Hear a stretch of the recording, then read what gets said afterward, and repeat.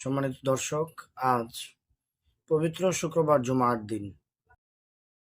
আজকের এই জুমার দিনকে সপ্তাহের শ্রেষ্ঠতম দিন বলে ঘোষণা করা হয়েছে। মুসলিম শরীফের এক হাদিসের মধ্যে আসছে, রাসূল পাক সাল্লাল্লাহু আলাইহি সাল্লাম বলেন, সূর্য ওঠার দিনগুলোর মধ্যে শ্রেষ্ঠতম দিনের মধ্যে একটি দিন হলো জুমার দিন। তাই আজকের এই দিনে বিশেষ কিছু আমল রয়েছে, যে আমলগুলো খুবই গুরুত্বপূর্ণ।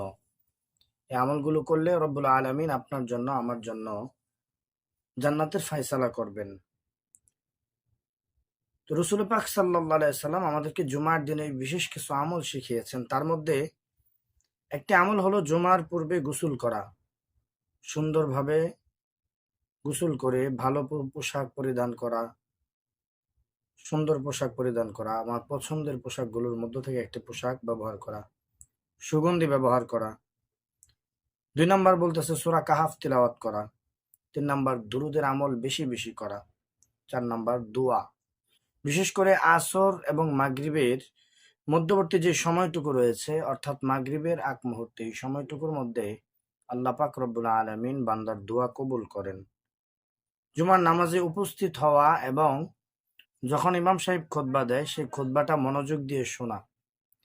এই বিশেষ কিছু আমল যদি আমরা করতে পারি এবং আজকের এই দিনে যদি আমরা গুরুত্ব সহকারে, বিশেষ করে যারা ঋণগ্রস্ত আছি, অভাব অনটনের মধ্যে আছি, আজকের এই দিনে যদি আমরা রসুল পাক সাল্লাল্লাহু আলাইহি সাল্লামের নামের উপরে দুরূদ ও সালাম পড়তে পারি, বেশি বেশি দুরূদ পড়তে পারি এবং মাগরিবের আগে যদি আমরা দোয়া করতে পারি, তো রব্বুল আলামিন আমাদের অভাব অনটন দূর করে দিবেন। কারণ হাদিসের মধ্যে আসছে, মান সাল্লা আলাইয়া ওয়াহিদান সাল্লাল্লাহু আলাইহি আশরান।